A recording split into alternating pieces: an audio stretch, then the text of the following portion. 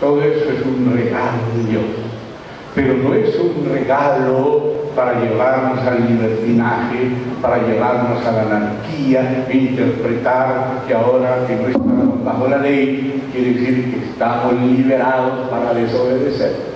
Eso es una mala interpretación y es una herejía nombrada por los adalides de la justificación por la fe como antinomianismo. Con esa sola palabra resumir todos los versículos que se refieren a esa herejía en la Biblia, que hay muchos. Pero los hermanos que quieran ver conmigo la promesa que Dios había hecho de que Cristo engrandecería la ley, vamos allí a Isaías capítulo 42. Ojalá los hermanos pudieran mirar ese versículo, si lo quieren subrayar. Versículo 21.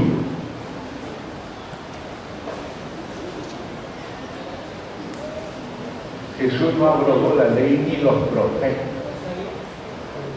¿Qué problema? Ni a Malaquías 3 lo abolió.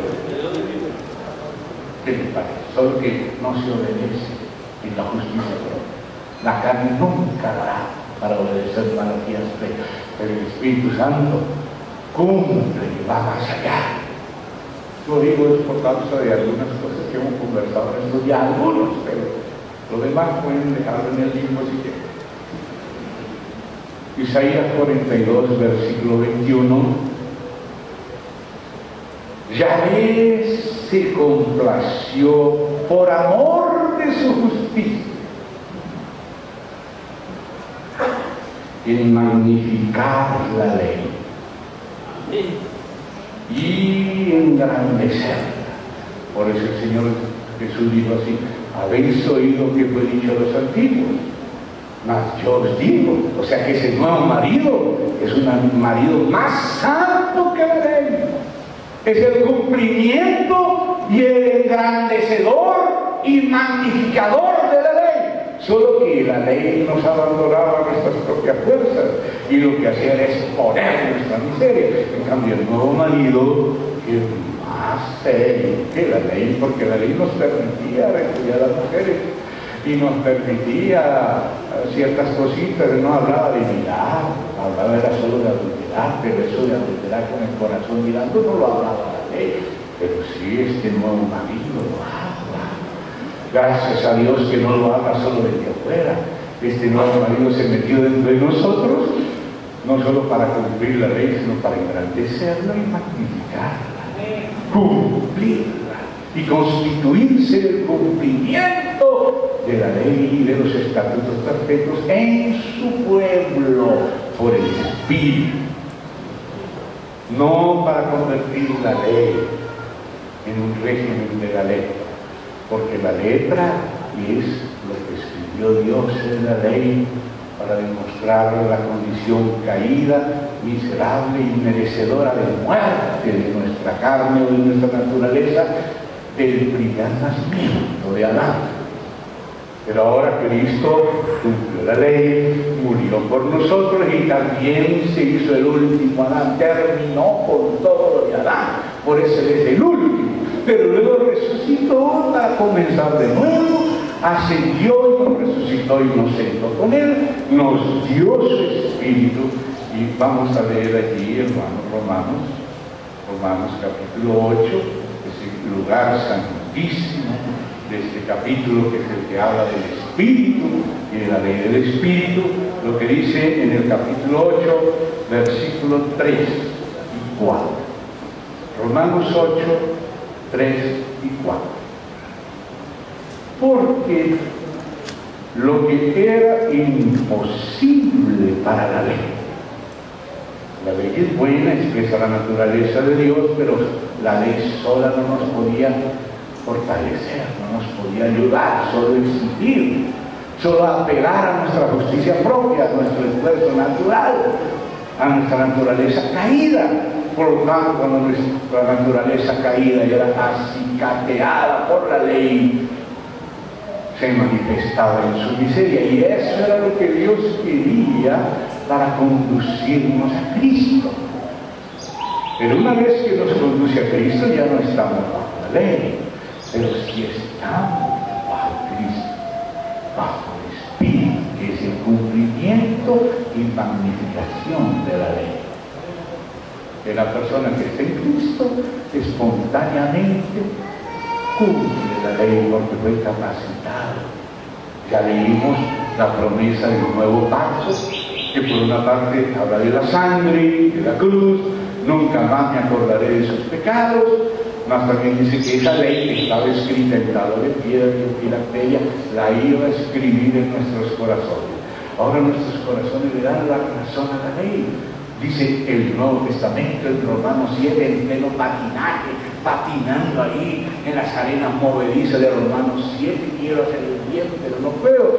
Pero aún dice, aún en ese patinaje, dice, apruebo que la ley es buena. La ley es buena, lo apruebo con mi mente, pero veo otra ley en mi miembro que no se sujeta a la ley de Dios, sino que me lleva cautivo a la ley del pecado.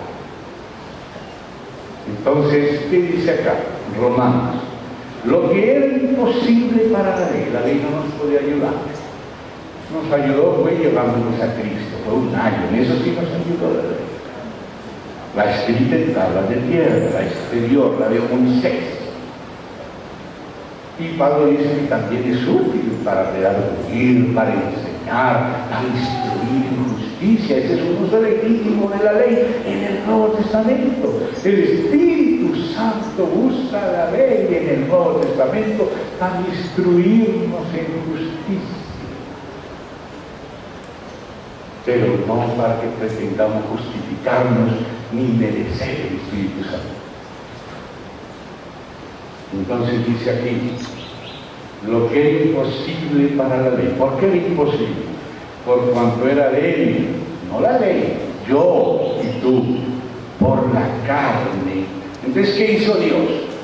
Dios, enviando a su Hijo en semejanza de carne de pecado, o sea, la misma carne que tenía Adán y que Adán vendió al pecado, la sufrió el Señor Jesús, pero Él no dejó de traer el pecado. Él condenó al pecado de la carne, fue tentado en todo, pero en su carne venció el pecado. Y condenó al pecado de la carne y obedeció la ley. Por eso dice, Dios enviando a su Hijo en semejanza de carne de pecado, y a causa del pecado, porque la naturaleza humana había pecado, por causa del pecado, dice, condenó al pecado en la carne. En su carne no admitió el pecado, lo condenó. Y luego, inclusive, llevó el juicio del nuestro en su carne. Pero ahí no es el punto aparte, ni menos el punto final. Dice, para que la justicia de la ley se cumpliese. O sea, Él vino a cumplir. Y Pablo sabe que Jesús dijo eso. Yo no vine a abrogar la ley, sino para cumplir. Y no solo para cumplirla a Él, sino para ayudarte a ti a cumplirla magnificadita y engrandecida por Él, en su persona y en su espíritu. No abrogada, cumplida, engrandecida y magnificada. Así que no vamos menos que la ley, sino más allá. Entonces dice aquí, Dios enviando a su Hijo en semejanza de carne de pecado, a causa del pecado, condenó el pecado en la carne, para que la justicia de la ley se cumpliese en nosotros como otra vez. Porque ahí podríamos decir, bueno, esta ley cumplida se refiere a la imputación de su muerte, solamente.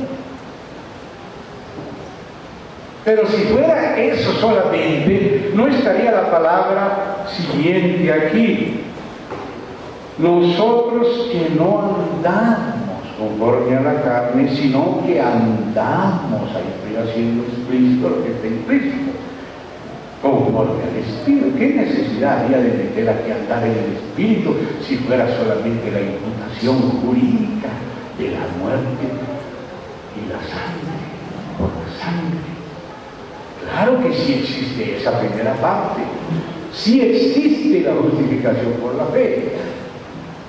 Pero ustedes acuérdense que la palabra del Señor habla de la salvación por su muerte y también por su vida. Existe algo objetivo realizado en la cruz y algo subjetivo realizado tras la resurrección, ascensión, intercesión y envío del Espíritu dentro de nosotros y nuestro andar. Ya no es solo nuestro creer. Y por eso en el tribunal de Cristo seremos juzgados no solamente por la fe, sino por lo que hicimos, bueno o malo, mientras estábamos en el cuerpo, y lo que hicimos con los mandamientos pequeños y los grandes de la ley. Como lo enseña el Señor Jesús en el pasaje que leímos inicialmente. Entonces aquí nos habla de un aspecto que vamos a mirar aquí en Romanos. Vamos a retroceder un poquito, porque ya lo había hablado. Vamos a retroceder unas pocas paginitas aquí al capítulo 5. Capítulo 5, versículo 6. Capítulo 5, desde el versículo 6. Porque Cristo, cuando aún éramos, Él que ha creído, puede pensar uno, Pablo, decir que éramos débiles, como si no fuéramos todavía débiles en la carne. Sí, todavía somos débiles en la carne, pero ahora no solamente está la